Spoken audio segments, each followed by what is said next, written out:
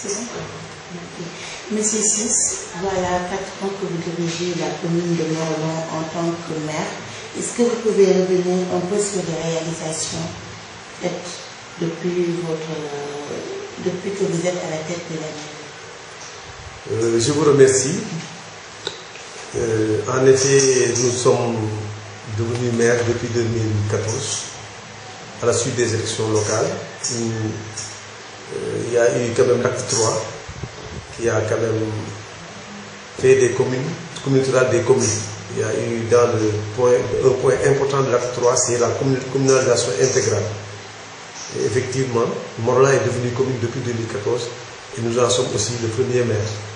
Donc depuis 2014, effectivement, mais je peux quand même rappeler qu'avant j'étais quand même président de commune rurale de 2009 à 2014. Donc nous avons continué les activités que nous avons déjà initiées en 2009. Et pour cela, nous avons quand même commencé par concevoir des documents importants pour nous aider à mieux orienter nos activités. Nous avons par exemple conçu le plan d'occupation et d'affectation des sols. C'est ce plan qui a dicté plus ou moins tout ce qui est partie qui concerne l'élevage, partie qui concerne l'agriculture, la partie qui doit concerner les habitations.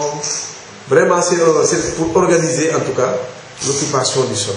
Ça, je pense que ça a été une réussite. Et si vous voyez, on a mis des tableaux un peu partout pour dire que cette zone est réservée à l'agriculture, mais elle est à dominante l'élevage, etc.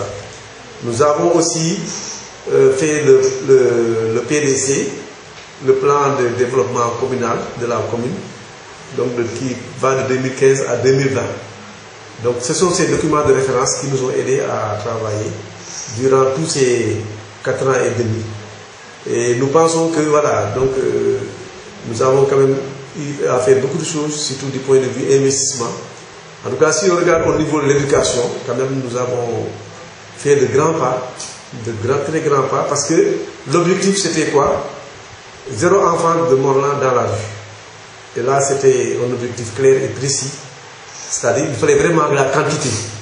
Et ça nous a aidé à créer des écoles quand il faut en créer, à construire des salles de classe pour remplacer tous les abris provisoires. Pour vous dire, aujourd'hui, presque nous sommes à 0 abri provisoire à Morlan. Vraiment, c'est ça qui a guidé aussi notre objectif, parce qu'à un certain moment, les enfants de Morlan étaient à CM. Le CM, après la troisième, ils devaient aller à Thiès ou ailleurs pour poursuivre des études en seconde. Et on s'est battu pour faire du CM de Morlan un lycée. Et la commune a elle-même construit 2 salles de classe pour les secondes, 2 salles de classe pour les premières et 2 salles de classe pour les terminales. C'est ainsi que donc on a obtenu un lycée. Et je pense, comme je dis, donc on a aussi créé d'autres écoles comme le centre de formation de Morlan. Quand même, on s'est rendu compte qu'à ce moment, au niveau du lycée, on cherchait beaucoup d'enfants. Voilà, donc il y avait beaucoup d'enfants qui traînaient dans la rue. Donc c'est ainsi qu'avec le ministère en charge de la formation professionnelle, nous avons créé un centre de formation professionnelle donc, qui accueillait quand même des enfants de Morlan. En même temps, nous avons aussi créé une école sociale pour les enfants qui veulent poursuivre des études générales, donc pour leur donner encore une deuxième chance. Vraiment, on peut dire que vraiment du point de vue éducation, on s'est battu pour que tous les enfants de Morlan aillent à l'école. On s'est battu aussi pour avoir des appartements un peu partout pour les étudiants de Morlan qui sont à Dakar, à Saint-Louis, à Bambey, à Ziguinchor. Voilà, on s'est battu aussi pour les enfants qui ont échoué, ou bien même qui veulent continuer pour faire la formation après le bac. On paye aujourd'hui presque 25 millions à 27 millions pour ces enfants-là, pour donc les bourses annuellement, pour dire que vraiment la commune de Morlan a misé sur l'éducation. Nous, on a beaucoup misé sur l'éducation parce qu'on s'est dit que c'est la base de tout. Si on réussit l'éducation, les autres aspects de la vie, on peut les réussir facilement. Donc c'est pourquoi donc, on a vraiment beaucoup investi dans l'éducation, aussi bien du point de vue investissement, mais du point de vue aussi fonctionnement. Parce que n'oublions pas aussi que chaque année, nous payons 10 millions de fournitures aux élèves des écoles primaires. Nous payons aussi 1 million de fournitures au centre de formation. Nous accompagnons aussi, parce que l'école sociale que nous avons créée, la participation des parents ne suffit pas. C'est pourquoi donc la commune aussi participe pour combler donc ce déficit de la contribution des parents. Vraiment, pour ce qui est de l'éducation, nous rendons grâce à Dieu et nous pensons que peut-être des résultats, ce n'est pas maintenant qu'on va le savoir. D'ici 10 ans, on verra qu'au niveau de Morlan, vraiment l'éducation, ça va très bien. Et aujourd'hui, nous sommes en train de travailler sur la qualité de l'enseignement.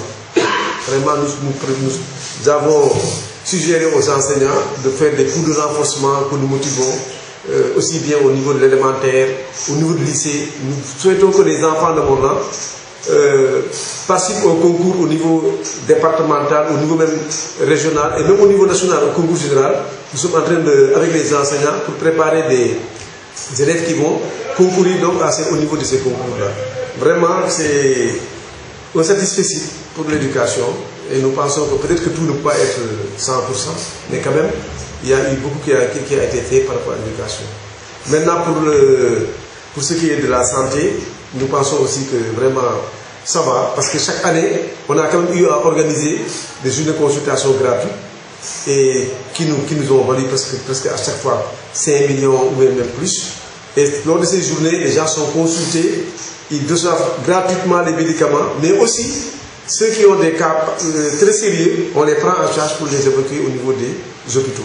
Vraiment, du point de vue médicaments, en tout cas, les postes de santé reçoivent à temps leurs médicaments, les cases de santé, les équipements. Vraiment, de ce point de vue, vraiment, nous aussi, on avance. On souhaite ça, je pense qu'on va revenir dans les perspectives, on dira ce qu'on veut faire par là. Mais du point de vue santé aussi, nous prenons en charge aussi les ordonnances des nécessiteux, parce que parmi la population, il y en a qui ne peuvent pas forcément payer les ordonnances. Et la commune donc accompagne. Bien sûr, quand on parle de santé, on parle aussi de social. Donc la commune aussi est là pour accompagner les nécessiteux, voilà, les handicapés. On a même eu à aider donc les personnes handicapées à créer une association. Et chaque année, on donne une subvention de 1 million. Et on les a beaucoup accompagnés dans le cadre des cartes d'égalité de chance. Vraiment. Et nous pensons qu'il y a beaucoup de personnes handicapées en Morlan, vraiment, qui ont bénéficié de ces avantages. Et à Morlan, vous ne verrez pas une personne handicapée en train de s'émaner. Vraiment, et ça, nous ne le souhaitons pas. Nous souhaitons que les personnes handicapées travaillent pour elles-mêmes, voilà, et qu'ils gagnent dignement donc, leur vie. Vraiment, du point de vue social, on accompagne, on fait beaucoup de choses à ce niveau-là. Vous avez tenu aussi à ce que Morlan ait sa propre pharmacie pour faciliter. Oui, ça c'est vrai qu'en santé, oui, en matière de santé, nous avons effectivement construit une pharmacie. Parce que ce qui s'est passé depuis 3 ans, ou même 4, chaque fois, dans le cadre du programme du ministère de la Santé, Morlan doit accueillir une pharmacie. Mais à chaque fois qu'il y a un pharmacien qui vient, qui veut s'installer, il se confronte au problème local. Donc j'ai proposé au conseil de construire nous-mêmes le bâtiment et on va le mettre en location. C'est ce que nous avons fait aujourd'hui. Nous pensons que, en tout cas, la pharmacie est fonctionnelle. Vraiment, c'est une bonne chose. Ça permet de faciliter l'accès aux médicaments. Parce qu'avant, les gens devaient aller à Thiès ou à notre Goudiama pour s'approvisionner en médicaments. Aujourd'hui, je pense que la pharmacie est bien partie, en tout cas. Donc, pour ce qui est des autres points, on peut parler de la jeunesse et du sport. Vraiment, pour ce qui est de là aussi, nous, vraiment, la commune de Morlan a excellé sur les domaines de compétences. Parce que si vous voyez au niveau du sport, par exemple, quand nous sommes arrivés ici, il n'y avait que le football pratiquement. Mais aujourd'hui, on a accompagné les lutteurs qui sont en phase de créer une équipe. On a aussi accompagné la mise en place d'un club athlétisme. Aujourd'hui, les athlètes de Morlan participent au championnat national. Et nous souhaitons que vraiment qu'on ait un champion ici dans le Morlan. C'est ce que nous souhaitons. Et là, je remercie au passage M. Antoine Beng, qui est un ancien champion du Sénégal dans les années 70, qui a quand même eu l'initiative, qui a pris l'initiative de créer ce club d'athlétisme. Nous sommes même en train de diversifier parce qu'on est en train de construire des terrains de basket, des terrains de volleyball, des terrains de handball. Tout ça, c'est pour diversifier les activités sportives, pour que les enfants de Morlan aussi fassent le sport pour la santé, parce que le sport c'est déjà bien pour la santé, mais aussi fasse du sport, pourquoi pas, pour demain être parmi les meilleurs du monde. C'est ça l'objectif, en tout cas, la diversification des sports. Pour ce qui est de la jeunesse, un de nos objectifs premiers, et en tout cas de nos priorités, quand on demandait la commune en 2014, c'était l'emploi. Nous, on a cru qu'il fallait quand même créer des emplois à Morlan. Qu'est-ce qui est le secteur quand même qui participe le plus à la création d'emplois? C'est les fermes agricoles. C'est pourquoi donc nous avons accompagné la mise en place de la ferme de Aneda, qui recrute aujourd'hui 20 jeunes quand même, qui ne gagnent pas moins de 1 million par année. Je pense que ça, c'est quand même une bonne chose. Aujourd'hui aussi, avec les privés, nous avons mis en place des projets qui sont en train de recruter. Bien que le projet Qualité Fructif Sénégal, ils sont aujourd'hui à 82 personnes et qui payent 15 millions de salaires mensuels. Aujourd'hui aussi, il y a le projet de Minna qui est aussi en train de s'installer et qui bientôt va ouvrir une usine qui va recruter au moins 100 à 200 à 300 femmes. Donc dans une usine donc, de traitement ou bien de tri en tout cas de produits agricoles. Donc c'est pour dire que l'emploi pour nous c'est capital. Parce que ça, la dignité humaine voudrait que chacun gagne lui-même sa vie. Ce qu'on constate à Morlan aujourd'hui c'est quoi? C'est moi, Yves Lamine6, un autre qui travaille, qui a fait des études, voilà, qui est professeur, et qui est obligé de nourrir sa famille au village. Ça ne peut pas continuer comme ça. Il faut que les gens eux-mêmes se nourrissent. Je pense que ça vraiment, il faut renverser des choses. Il faut que les gens, avant, ils quittaient Dakar pour aller ils quittaient Morlan pour aller à Dakar. Aujourd'hui, il faut renverser la tendance. Les gens doivent quitter Dakar pour rentrer au village. C'est pour gagner dignement leur vie et rester ici. Et c'est ça qui va développer le Morlan. Parce qu'aujourd'hui, je donne souvent cet exemple. Si aujourd'hui on a une masse salariale de 100 millions mensuels à Morlan, le visage de Morlan va complètement changer. Et ça, je pense que l'objectif, en tout cas, c'est la création d'emplois. Mais c'est vrai qu'il y a le problème du foncier. Mais nous, quand même, nous faisons le tout pour que le foncier reste intact, qu'il appartienne aux populations de Morlan. Donc là, c'est ça l'objectif. L'objectif, c'est quoi? C'est de créer des emplois en partenariat avec des privés. Et je pense que nous sommes en train de le réussir.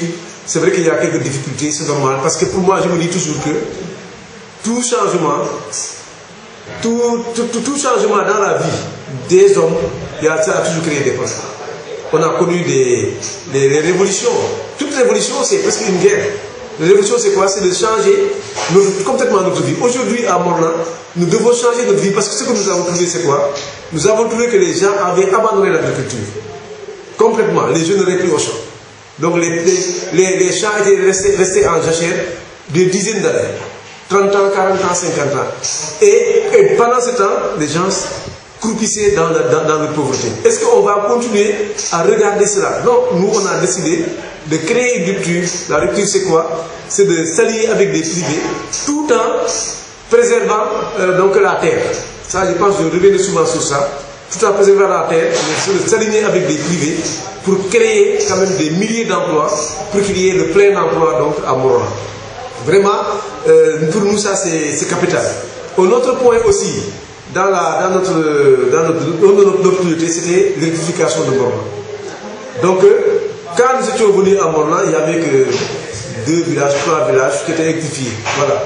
Maintenant, même du temps quand on était président de Koumtral, bon, en ce moment j'étais presque sanctionné par le président qui était sur place, on n'avait presque pas eu de électrification. Mais avec l'avènement du président Macky Sall, on a connu un boom de l'électrification chez lui. Parce qu'aujourd'hui, on est passé de 4 villages électrifiés à 15 villages et même au 16e village où on a commencé à planter des poteaux. Pour dire qu'aujourd'hui, les 2 villages où il n'y a pas de poteaux, c'est 2 villages, c'est Kerdaouda et Koloban. À part ça, tous les autres villages, au moins, il y a des poteaux qui sont plantés. Et je pense que d'ici 2020, 2021, tous les villages de Morlan seront électrifiés. L'objectif pour nous, c'est quoi? C'est de casser cette dichotomie qui dit c'est la ville qui doit avoir l'électricité, la campagne ne doit pas. Non, je pense qu'aujourd'hui, quand on parle de commune, la commune de Morlan égale à la commune de Thiès, égale à la commune de Dakar. C'est ça la vérité. Il faut qu'on aille vers ça. Il ne faudrait pas qu'on crée des communes et qu'on continue à laisser ces communes comme des communes avant, comme si les gens ne devaient rester toujours dans la ruralité. Nous pensons qu'il faut aligner les deux. Il faut la ruralité, peut-être, parce que les activités agricoles doivent se développer, mais il faut aussi urbaniser donc, nos campagnes. En tout cas, je pense que si on veut que je l'ai dit pendant juillet il n'y a pas longtemps, si on veut que c'est le président Macky Sall veut, comment on dit ça, il veut en tout cas que Dakar soit propre, il veut plus ou moins que les gens ne viennent pas trop à Dakar. Si on veut que les gens ne viennent pas à Dakar, il faut créer les conditions sur place. Il faut que les gens, les jeunes de Morlan qui sont à Dakar, qu'ils sentent le besoin de revenir. Je pense que c'est ça, et si on fait comme ça pour toutes les communes du Sénégal, je pense que le Sénégal va se développer facilement. Parce que le développement du Sénégal ne viendra pas de Dakar. Le développement du Sénégal doit provenir des activités productives, telles que l'agriculture, l'élevage, et ainsi de suite. Et en créant ces activités, on crée la transformation, on crée l'industrialisation, et comme ça qu'on va développer le Sénégal. Vraiment, pour ce qui est de l'électrification, que je disais, ça avance, et nous on est vraiment satisfaits de cela. Nous pensons aussi que les autres activités, telles que, j'ai parlé du sport, j'ai parlé de la jeunesse, mais telles que par exemple les femmes, qui est quand même un secteur assez qui c'est un peu dans le social, mais quand on accompagne les femmes, beaucoup les femmes, parce qu'aujourd'hui nous sommes en train de mettre en place des unités de transformation avec le PUDC, avec aussi le ministère de l'élevage qui nous a même octroyé une unité de transformation de lait. Vraiment, on a même une boulangerie avec donc le Africa Corps, c'est un corps de la paix africain.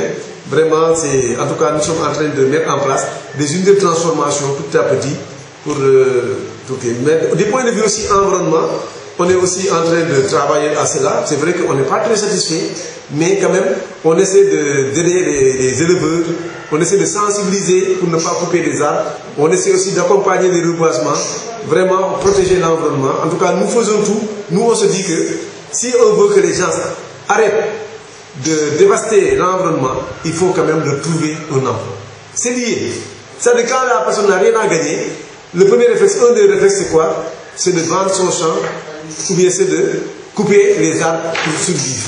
Ça, il faut que, voilà, qu'on travaille à ce que les gens gagnent leur vie pour qu'ils n'aient pas ce réflexe d'aller soit vendre un champ ou bien couper les arbres. Ça, en tout cas, vraiment, nous travaillons à cela et nous pensons que vraiment le bilan de la commune de Morlan, pour nous, il est largement positif. Nous pouvons encore parler d'autres points qui sont là, d'aménagement et ainsi de suite.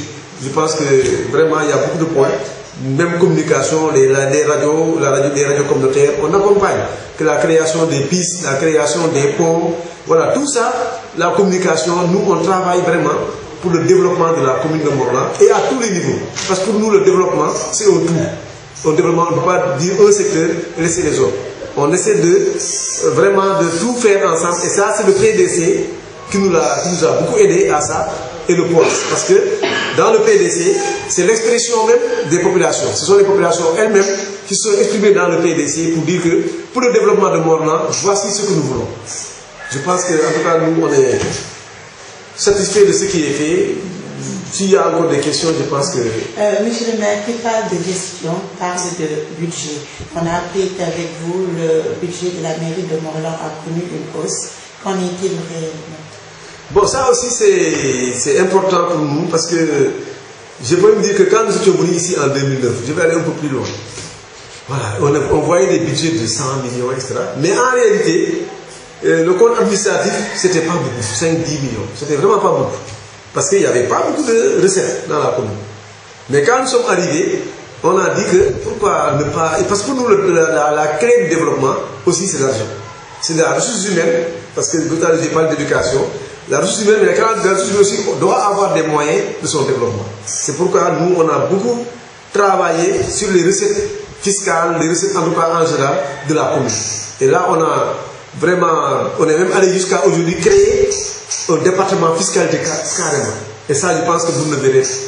Peut-être si vous le voyez, ce sera chose rare. Peut-être la commune de Morlan dans le département de Théon seulement, qui a ce département, qui est aujourd'hui en train de collecter vraiment les impôts, en tout cas les taxes en général.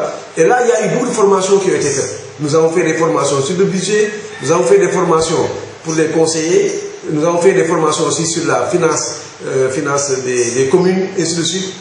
On a aussi pris même un consultant qui est venu accompagner les jeunes de Morlan dans le cadre de la formation sur le recouvrement, en tout cas sur les taxes, etc. Nous, on a aujourd'hui les personnes qu'il faut, l'organisation financière de la commune de Morlan. Parce que pour nous, moi je me dis que quand je vois un maire, voilà, qui a été élu devant une télé qui dit voilà, on attend l'État, ça m'écoeure. Voilà. Nous avons été élus pour trouver des solutions aux populations, pour les populations. C'est vrai qu'on ne peut pas tout faire, mais au moins, on ne doit pas toujours attendre l'État. On ne doit pas toujours attendre l'État parce que sinon, ce n'est pas la peine de créer des communes. On a créé des communes pour que le développement à la base puisse se faire par les populations à travers la politique territoriale. Je pense que vraiment, nous, on est passé presque d'un budget de moins de 100 millions, aujourd'hui presque à près d'1 milliard 900 millions. Et là, nous pensons qu'on peut atteindre facilement le milliard les années à venir. Donc, ce que nous souhaitons en tout cas, 2024, pour nous, c'est une année clé pour nous. Macky Sall a donné comme objectif pour le développement du Sénégal l'émergence 2035, mais nous fixons notre objectif pour 2024.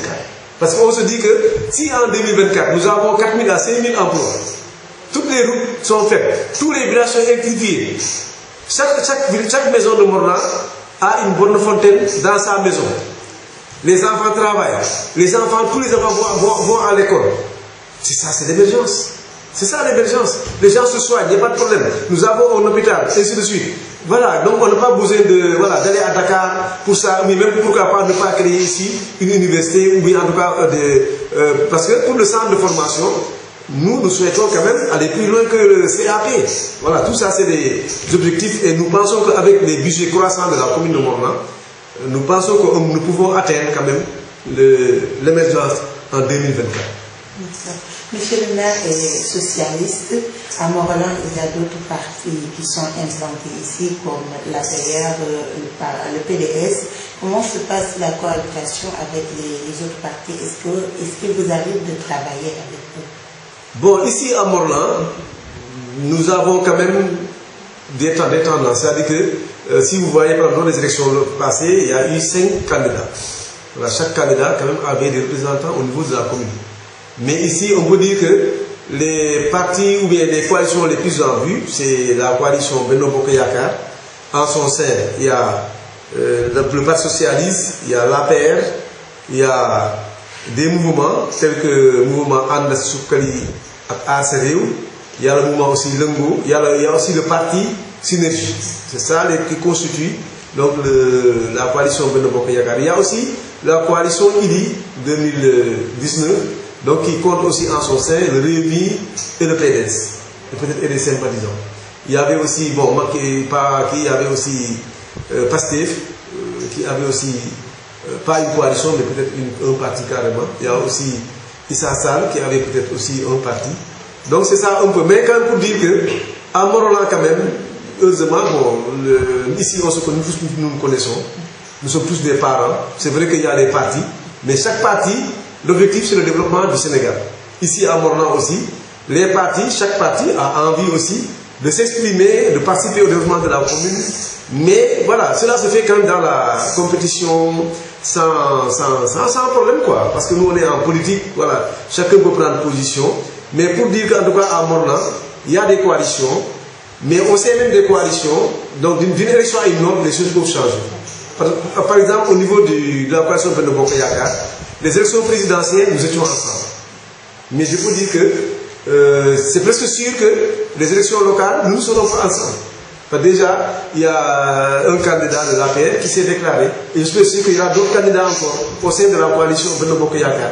Mais pour moi, il n'y a pas de problème. Parce que même du temps du tout-puissant Parti Socialiste, il y avait des tendances. Voilà. Donc, tendance A, tendance B. Pour moi, il n'y a pas de problème à ce niveau. Voilà, chaque parti ou chacun même, parce que même il est même possible aujourd'hui de présenter des candidatures libres au niveau des élections locales.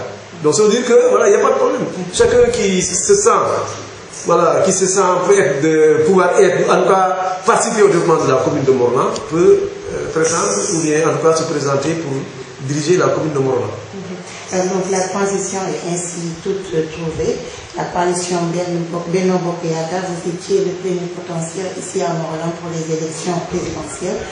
54%. On peut dire un résultat satisfaisant. Bon, satisfaisant, mais pas trop. Sincèrement, je suis presque déçu. Parce que quand même, notre objectif c'était 80%. C'était 80% parce que je me rappelle quand même le deuxième tour, mais ça aussi il faut le connaître aussi, il y avait le public qui était avec nous en 2012. Nous étions quand même presque à 80%. Donc,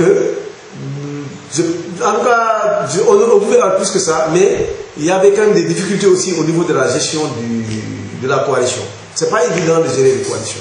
Voilà, parce que chacun vient avec son tempérament et parfois ça crée des frustrations. Voilà. Donc lors de la campagne, vous verrez par exemple les gens du Parti Socialiste, beaucoup n'avaient pas participé, c'était presque les jeunes qui participaient. Parce que en réalité, ils n'étaient pas trop d'accord avec cette coalition-là. C'est ça la vérité. Et même je suis sûr que parmi eux, il y en a qui ont sanctionné. C'est la même chose aussi au niveau de la paix. Il y en a certainement qui n'étaient pas d'accord avec la coalition. Parce que voilà. Donc c'est des choses comme ça qu'on gère. Les élections présidentielles, on les a tenues avec, comme j'ai dit tout à l'heure, dans le cadre de la coalition Benno Bokk Yakaar. Mais il y avait eu des difficultés. Mais sincèrement, je comptais avoir plus que ça en tant que président français. Sincèrement, je voulais être parmi les premiers, en tout cas en termes de pourcentage dans le Sénégal. Parce que même là où les gens ont eu 80-90%, je voulais être parmi ces gens-là. Parce que même le résultat que le président Macky Sall a fait à Morlan, le résultat que moi j'ai fait à Morlan, devait concourir à cela. Quand même, j'ai dit tout à l'heure que le président Macky Sall quand même a électrifié 11 villages. Nous étions à 4, il a ajouté 11, nous sommes à 15 sur 18. Ça quand même c'est un résultat positif. Le président Macky Sall, là quand il y avait eu des problèmes d'eau à Palau, des problèmes criards pendant 7 ans, 8 ans, du temps du PDS, c'était difficile. Moi-même, j'étais obligé à chaque fois d'aller à l'hydraulique, payer le carburant pour que les gens amènent l'eau à Palau. Mais quand le président Macky Sall est venu, il nous a aidés, on a fait le forage. Et l'ONG allemande a équipé, a construit le truc, etc. Le président Macky Sall nous a aidés quand même à mettre en place un centre de formation avec le 3FPT et nous remercions au passage M. Dame Diop, qui était le directeur du 3FPT, qui est passé ministre de la formation professionnelle. Vraiment, on lui souhaite vraiment plein succès dans ce ministère. Et à travers le 3FPT, l'État a financé quand même 100 millions, plus de 50 millions que l'État avait mis avant. Ça fait 150 millions que l'État a mis dans le centre de formation de Morlan. Et je sais que ça va être plus que ça. Donc, tout ça, et plus ce que je viens de vous dire, en tant que maire, sur l'école, l'éducation, la santé et les autres domaines, voilà, tout ce bilan-là, quand on le fait, Macky Sall aussi, le président Macky Sall vient, il nous accompagne, nous on pourrait quand même avoir plus que ça. Mais bon, quand même, on va remercier les populations de Morlan pour leur liberté de choix. C'est ça la démocratie. Voilà, les gens, ils ont choisi, voilà, bien que le président Macky Sall a gagné à 54%. Mais les autres partis aussi, je les félicite. Voilà, il dit qu'il y a eu 30%. Issa Sall qui a eu quand même 7%, il a eu, je pense, 4%, Madi a eu 1%. Voilà, je félicite tout le monde, je félicite les populations de Morlan et nous les remercions aussi pour, en tout cas, de la participation très passive, en tout cas très passive. Il n'y a pas eu de difficulté à Morlan. Vraiment, on a fait des élections avec zéro problème et des résultats, il n'y a pas à discuter. Donc, monsieur Ibrahima Ciss, l'un des responsables du Parti Socialiste les plus connus peut-être dans le département de Tivaouane, beaucoup se demandent pourquoi pas encore une nomination encore beaucoup plus importante au sein du Parti Socialiste, pourquoi pas dans le gouvernement. Bon, je pense quand même qu'il faut connaître Ibrahima Ciss. C'est important, parce que souvent, c'est vrai que souvent ce débat-là revient, mais moi je suis cette personne qui, après l'université, je suis rentré au village. Quand je suis rentré au village, je ne suis pas resté ici, j'ai accompagné mon papa au champ, mais je me suis tout de suite intéressé au développement de Morlan. Et nous avons mis en place le comité de gestion pour le développement de Morlan, qui a beaucoup fait à Morlan. C'est pourquoi quand les gens me critiquent, eux-mêmes ils n'ont qu'à voir ce qu'ils ont fait. Moi, je travaille pour Morlan depuis que je suis élève. Depuis que je suis élève. En tant qu'élève, j'ai été entraîneur de mon village Tivin Diassa. J'ai gagné 5 fois de suite la Coupe Tchoffer, qui est organisée au niveau de la paroisse. En tant qu'étudiant, je vais citer un par je ne vais pas entrer dans les détails. En tant qu'étudiant, le programme, aujourd'hui, les gens de Morlan, ils ont un centre Saint-Esprit à Thiès. L'histoire, est là, et c'est une réalité. En tout cas, je rends hommage à Alphonsine Mbeng, à Abbé Alexandre, voilà, toutes ces personnes étaient là. Nous, à l'université, j'étais le secrétaire de l'amicale des étudiants de Morlan. Et j'avais pondu, en tout cas, j'avais élaboré un programme. Et dans ce programme, il y avait beaucoup de points. Mais il y avait la relance de l'entente des ressources de Morlan à Thiès pour récupérer, en tout cas, le terrain qui était perdu. Parce qu'il y avait un terrain qui était affecté aux gens de Morlan. Ce terrain était perdu. Et quand on a relancé ça, on s'est venus à Thiès avec les Alphonsine Mbeng, les Gabinoui. Voilà, c'est comme ça qu'on a vraiment relancé les choses. Et c'est comme ça que le centre est venu. Et nous avons fait une demande, en tant qu'étudiants, on a fait une demande à Mme Elisabeth Diouf, qui nous avait octroyé 700 000 francs. Donc le premier montant qui a été utilisé pour la construction de ce centre, c'est nous les étudiants qui avions demandé ça à Mme Elisabeth Diouf. Et l'argent a été réceptionné par Abbé Alexandre Mbeng, et nous avions quitté Dakar pour venir à Thiès pour réceptionner cet argent. Après, on l'avait remis à l'entente des gens à Thiès. Donc ça veut dire que Morlan, quand même, je travaille à Morlan depuis mon bas âge. J'aime Morlan. C'est ça, c'est un amour sincère, un amour. Voilà, c'est dans mon sang. Voilà, c'est pas quelqu'un qui vient pour profiter des choses, etc. C'est pour dire simplement que quand je venais pour faire la politique à Morlan, parce qu'au départ, ça ne m'intéressait pas. Sincèrement, moi, c'était quoi? Je n'ai même pas parlé du CGD, le comité pour le développement de Morlan. Toutes ces diguettes que nous avons ici, là, c'est nous qui les avons réalisées. La radio communautaire. Mais c'est une initiative de qui? Les magasins que vous voyez ici. En tout cas, beaucoup de choses ont été réalisées. Les formations aux femmes, beaucoup de choses. Même là où on a la radio communautaire, c'était la salle de réunion du CGDM. C'est nous qui avons construit ça. Ça, c'est dans les années 90. C'est pas aujourd'hui. Donc, quand les gens parlent de développement de Morlan, ils parlent de moi. Ça me fait mal, parce que pour moi, c'est pas un poste de ministre ou un poste de député qui m'intéresse. Sincèrement, ce n'était pas ça au départ. Au départ, c'est développement de Morlan. Et je me bats pour ça, nuit et jour. Moi, ce que je veux, que Morlan, le trou où était Morlan, que Morlan sorte de ce trou-là. Et nous, on est en train de le réaliser. Pas moi seul, je suis juste un capitaine d'équipe qui est en train de mobiliser les troupes, en tout cas les joueurs, pour atteindre cela. Vraiment, c'est bien. Si nous, on a un poste de député, c'est bien. Parce que ça, au moins, ça nous permet d'être plus proches des décisions, au poste de ministre. Mais pour moi, ce n'était pas l'objectif. Sincèrement, ce n'était pas l'objectif. C'est pourquoi, quand les gens me le disent, ce n'est pas parce que je ne veux rien, non. Parce que je me dis aussi qu'il y a des ministres aujourd'hui, ce que je fais à Morlan, ils n'ont pas fait dans leur commune. C'est ça la vérité. C'est-à-dire que ce n'est pas parce que la personne est ministre ou la personne est députée que la personne va travailler pour sa commune. Ça aussi, il faut que les gens fassent attention à ça. On a connu des députés, une fois élus, on ne les a plus vus. On a connu des ministres, une fois élus, on ne les a plus vus. C'est aussi, il faut faire attention. Même parfois, il y a des gens qui disent que tel type, on va le nommer, on va le députer, que tu sois ministre. Mais attention, la personne pour devenir ministre, il ne revient plus. Ou député, il ne revient plus. Je pense qu'il faut que, quand on choisit, en tout cas pour Morlan, je suggère aux gens de choisir quelqu'un qui aime Morlan. Quelqu'un qui n'est pas là pour ses intérêts scripto-personnels, mais c'est les intérêts de la commune. Moi, j'ai presque sacrifié mon travail pour ça. Moi, j'ai fait une société. Les gens n'étaient pas d'accord que je sois en même temps directeur et maire. C'est ça, parce que les partenaires n'étaient pas d'accord, on a créé, un conflit a été créé, voilà, on a géré. Il y en a même qui disent dans les réseaux sociaux, non, moi, si vous demandez aux gens qui sont à la COPEC aujourd'hui, ils savent comment je suis parti. C'est moi-même qui ai décidé finalement de partir. Je pouvais mener le combat, parce que tout le personnel était avec moi, tous les membres des organes, CA, conseil de surveillance, comité de crédit, tous étaient avec moi. Tout le personnel de la COPEC était avec moi. Donc je pouvais mener ce combat-là. J'avais quand même des armes pour ça, mais je me suis rendu compte que ce n'était pas nécessaire. Parce que si on continue le combat, la COPEC allait s'écouler et ça ne servait à rien. Moi, j'ai plutôt préféré venir à Morlan, développer le Morlan, et voilà. Et nous pensons que d'ici 3 ans, 4 ans, 5 ans, les gens verront les résultats. Et on reste à Morlan, et on se dit que la commune étant 6 est illustrée avec cette histoire sur le foncier. beaucoup d'attaques, beaucoup de spéculations contre le maire. Que répondez-vous à ça? Bon, moi je pense que moi c'est la liberté d'expression, hein, mais comme j'ai dit aussi dans les réseaux sociaux, que les gens fassent raison garder. Parce que la vérité, elle est une. La vérité, elle ne peut pas changer. Elle est une.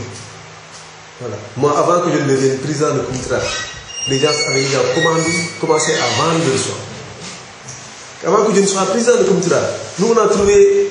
Et puis ceux-là même qui nous attaquent, vous verrez que c'est soit eux, leurs parents, leurs trucs qui vendent des choses. C'est eux qui vendent des champs, c'est pas moi. Moi, j'ai pas. Les champs de mon père, je n'ai pas touché 1 mètre carré. Et je n'accepterai même pas que mes frères ou sœurs qu'on vende les champs de mon père. On n'acceptera pas ça. Je ne vendrai pas le champ que mon père a laissé, ou mon grand-père a laissé. Je ne le ferai pas. Mais il y a des gens qui le font par souci, avec des difficultés de la vie. C'est des difficultés de la vie. Aujourd'hui, tout à l'heure, je vous ai dit que les jeunes ont abandonné les champs. Ils ne vont plus aux champs. Et quelque part, je ne me donne pas raison, mais quand même, il faut reconnaître que depuis 10 ans, 15 ans, 20 ans, il ne pleut plus à Montréal. Il ne pleut plus. L'année passée, la première pluie, c'était au mois de 26 août. Avant le 30 septembre, la pluie, il n'y a plus de pluie. Mais il n'y a pas de récolte. Maintenant, quand il n'y a pas de récolte, moi, Yves Lamine-Ciss, je n'ai pas de récolte, j'ai des enfants à nourrir. Je dois prendre en charge les besoins de la famille. J'ai personne pour m'aider. J'ai personne pour m'aider. Toi, je vous ai dit que c'est quoi comme réflexe? Le premier réflexe, c'est quoi? Vendre un champ, ou bien aller détruire l'environnement pour vendre du bois, ou bien ainsi de suite, ainsi de suite. Mais il faut que la famille, quand même, la famille vive. Voilà. Les gens de Morlan, les gens n'aiment pas que je le dise. La pauvreté est là. La pauvreté est là. Parce que la pauvreté, c'est quoi? Il ne pleut plus. À un certain moment, le lycée, là, les enfants tombaient en syncope.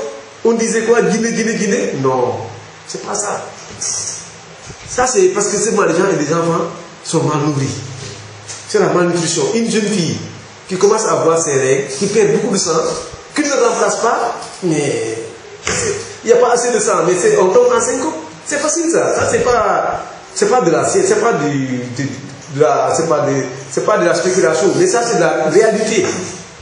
C'est-à-dire que pour moi, aujourd'hui, il faut que les gens acceptent de voir les choses en face. C'est pas parce que moi je suis à Dakar, j'ai un bon salaire, je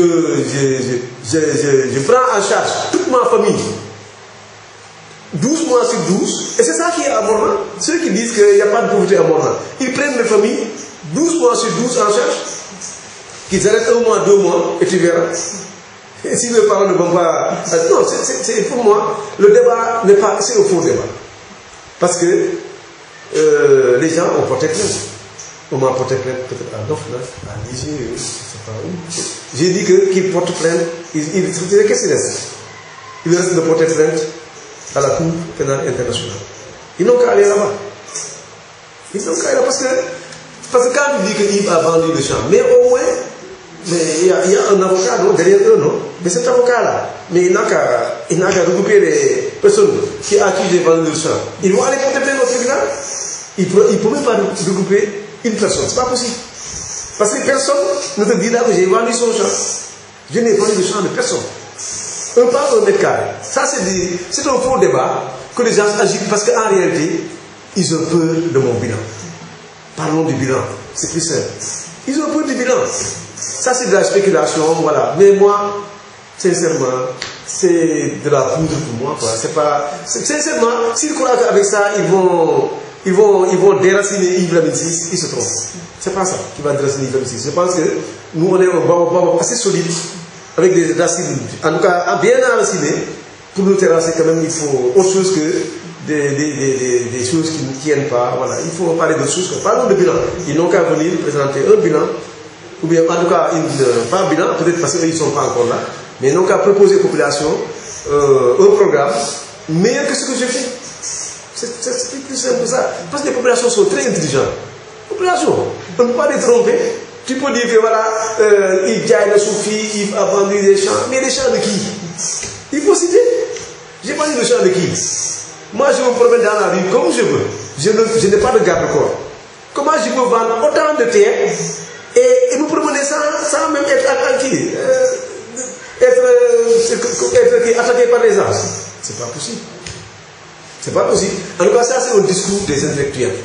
Ce discours n'existe pas à Morlan. À Morlan, ce discours n'existe pas. Je n'ai pas adhéré. Et si tu regardes encore, dans nos réunions de compte, et puis ça, ils sont en train d'insulter le conseil. Parce que le conseil de Morlan, le conseil municipal de Morlan, délibère en direct dans la région communautaire. Direct, en direct. Dans 2 régions communautaires, ça parfois. Mais quelqu'un qui délibère en direct, comment on vous dit qu'il a vendu des champs? Nous, on a fait de la commune de Morlan une maison en verre. Tout est clair, tout est limpide. Les gens qui n'ont qu'à vraiment chercher d'autres points que de s'agripper sur un point qui ne tient pas. Ça, c'est une branche qui va se casser et ils vont tomber avec cette branche-là. Et dans tout cela, un projet qui semble diviser les populations, quelque chose. Est-ce que vous pouvez un peu nous apporter quelques explications sur ce projet? Bon, moi, je respecte les positions des uns et des autres. Moi, comme j'ai dit tout à l'heure, nous avons senti, nous étions dans les ONG. Nous étions dans les ONG, comme j'ai dit tout à l'heure, j'étais dans les ONG. J'étais dans la microfinance. Voilà, j'étais vraiment au sommet dans la microfinance. Mais, moi, je peux dire que ce que nous avons fait 20 ans, 30 ans dans les ONG, je ne vois pas de changement au niveau des populations, ça plus davantage. Donc, pour moi, il faut créer des ressources pour les populations.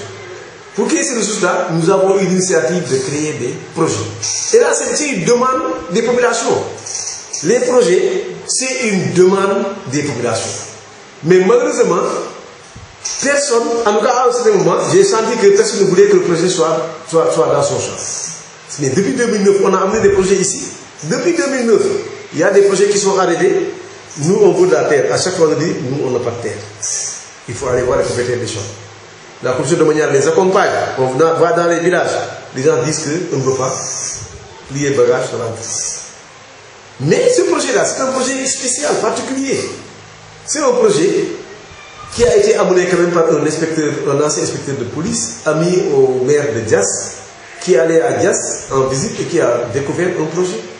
Il est venu à la paroisse, il a vu le prêtre, qui a pris les femmes catholiques. Finalement, les femmes catholiques étaient ici à 5 h du matin pour aller à Dias pour cueillir des haricots. Pour revenir tard le soir. De fil en aiguille, voilà, le projet maintenant, au lieu des femmes catholiques maintenant, il y a les autres villages, il y a les villages musulmans. Tout le monde maintenant, toutes les femmes de Morlan finalement allaient à Dias pour cueillir et revenir tard le soir. Très tôt le matin, 5 h du matin. Voilà, les gens se sont dit, mais ça, c'est pas possible.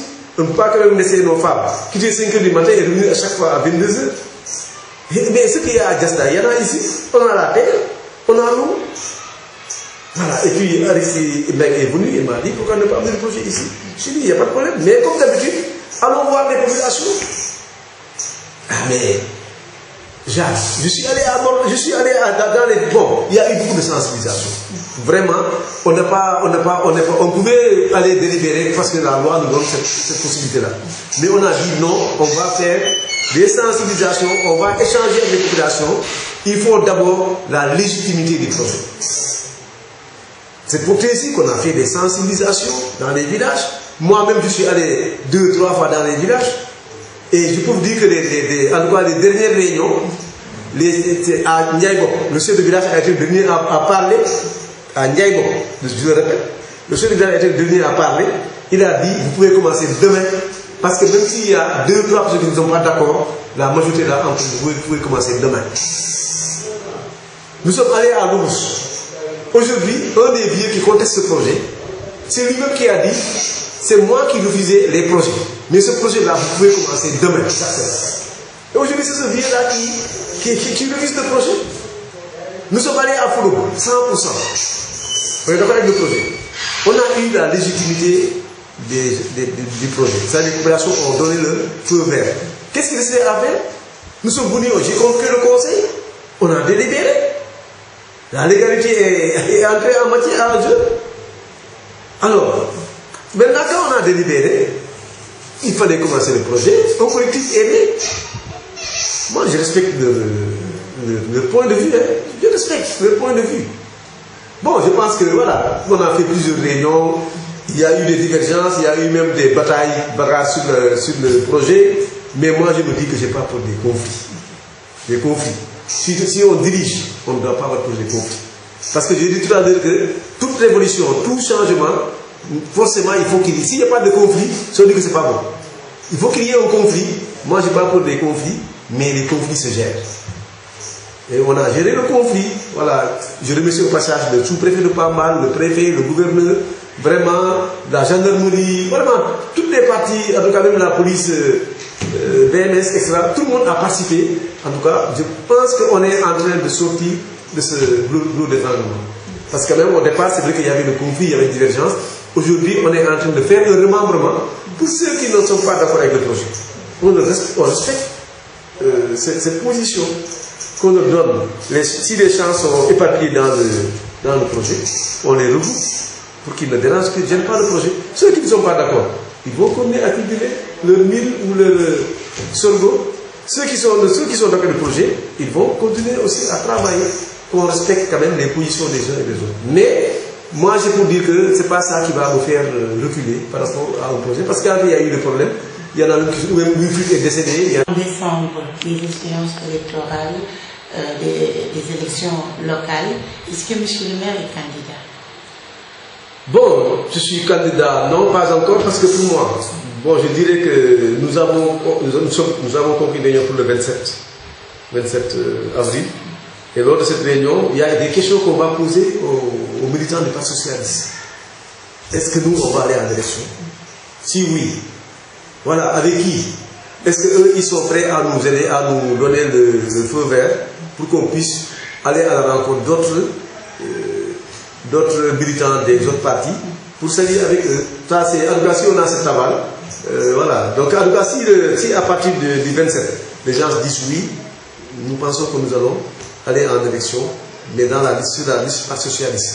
Si les autres peuvent venir aussi nous accompagner, nous on est prêts, la porte est ouverte. Vraiment. Mais le 27 c'est bientôt, c'est dans quelques jours. Mais je pense que normalement le Parti socialiste, à un moment, on ne peut pas aller en élection sans le Parti socialiste. Voilà, je pense qu'on va bien aller en élection. Maintenant, la liste du parti, on verra si c'est avec nous seuls ou avec d'autres. Ça, je pense que c'est ça. On verra bien. D'accord. Et si toutefois M. Yves Lamine-Ciss est candidat pour la mairie de Mont-Rolland, on va parler programme, bilan également et perspectives. Pouvez-vous nous en parler un peu pour des perspectives pour Mont-Rolland? Bon, les perspectives, voilà, je pense qu'il y a au moins des perspectives de 2014 qui sont là. C'est quoi l'emploi? Il faut atteindre le plein emploi à Mont-Rolland. Et c'est possible. C'est possible. Nous avons deux grands projets actuellement. Le projet Kadifouti KFS peut recruter au moins 2000 personnes. Le projet qui est là à Diassa peut recruter jusqu'à 1000 personnes. Si nous avons 3000 emplois directs, 3000 emplois directs, plus les emplois indirects, nous pouvons atteindre le plein emploi à Mont-Rolland. Bien sûr, comme je disais tout à l'heure, notre priorité, c'est de quand même atteindre en tout cas l'électrification de tous les villages. Voilà, donc l'électrification de tous les villages. Mais aussi la question de l'eau. Voilà, ça va devenir une priorité pour 2014. Parce que déjà, nous, on va creuser un forage. Voilà, c'est dans le bilan de... Bon, c'est pas encore fait, mais on va creuser un forage bientôt. Pour quand même, voilà, on va creuser un forage. Tout à l'heure, vous avez entendu dans l'interview que dans mon discours, on va acheter un groupe électrogène de 6 millions pour le forage de Palma. Donc pour nous, l'objectif aussi, c'est l'accès à l'eau à 100%. Dans toutes les maisons, il faut avoir l'eau. Ça, c'est vraiment... Et l'accès aussi à l'eau agricole. Parce que là, nous sommes en train de faire des démarches, bon, on ne peut pas tout dire quand même au niveau de la presse, mais il y a des démarches en cours pour quand même, voilà, pour que en tout cas la SONES, pour qu'on puisse accéder, parce qu'aujourd'hui quand même, il y a 13 forages pour le réseau Côte Nord, il y a au moins les 8 forages qui sont, 8 à 9 forages qui sont dans la commune de Mont-Rolland. Donc il faut quand même que les gens de Mont-Rolland acceptent à cette cour-là. Pour donc les maisons, l'eau de boisson, mais aussi pour les activités productives. Ça, nous pensons que ça c'est un combat, je pense que nous allons mener pour que quand même l'accès à l'eau, l'accès à l'électricité, ça quand même qu'en 2024, que ce soit plus des questions à l'eau du jour. Ça vraiment, ça c'est l'objectif pour ce qui est des priorités, quoi. Mais il y a une priorité qui est là, qui demeure, c'est l'éducation, l'excellence. C'est Morolan, meilleure commune dans le département de Tivaouane, du point de vue scolaire. Ça, c'est l'objectif. Vraiment, quand on parle de commune de référence en matière d'éducation, que Morolan soit cité. Quand on va, parce que, qu'est-ce qu'il y avait avant? Nous, il y a des écoles, certificat, zéro admis, il y en avait. Mais on s'est battu aujourd'hui, ça n'existe plus. Ça n'existe plus aujourd'hui. On est passé de 31% en 2014 à 66%. 66% en 2018. Mais 2024, nous voulons atteindre 100%. Quand on parle des résultats du certificat, 100%, ou bien 99,99%. Vraiment, c'est l'objectif par rapport à... Maintenant, pour ce qui est des autres aussi, brevets, bac, vraiment, nous, en tout cas, du point de vue éducation, c'est l'excellence. Du point de vue formation, nous voulons au moins que le centre de formation de Morolan, non seulement les filières doivent être diversifiées, il faut peut-être la filière mécanique, la filière peut-être bâtiment, et ainsi de suite. En tout cas, il faut diversifier les filières au niveau du centre de formation, mais il faut arriver au niveau du BEP. Les enfants peuvent rester ici, faire ici leur BEP, au lieu d'aller jusqu'à Dakar ou ailleurs pour faire au moins leur BEP. Là, vraiment, c'est un combat que nous voulons mener aussi pour atteindre le BEP. Bien sûr, tout à l'heure, on a parlé des emplois, mais c'est sûr qu'il y a des choses en vue. C'est-à-dire qu'il y a, par exemple, une usine de camions qui va être installée ici, donc avec des partenaires, un Sénégalais qui est en Italie, qui travaille là-bas dans ce cadre, et c'est un projet en cours, et on pense que ce projet peut se réaliser ici à Morolan. Donc vraiment, c'est une chose qui a beaucoup avancé, et les gens sont venus, prêts à venir implanter ça ici. Vraiment, non seulement créer des entreprises, parce qu'il ne faut pas qu'on se on ne peut plus continuer à cultiver avec l'hiver à Morolan, c'est pas possible.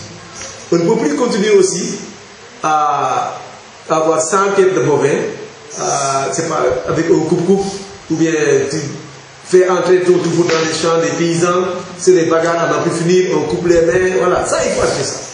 Il faut que les gens se concentrent sur l'intensif. C'est-à-dire que nous allons faciliter l'accès à des races améliorées pour que les gens puissent faire la stabulation et que les gens fassent de l'élevage et de l'agriculture un métier.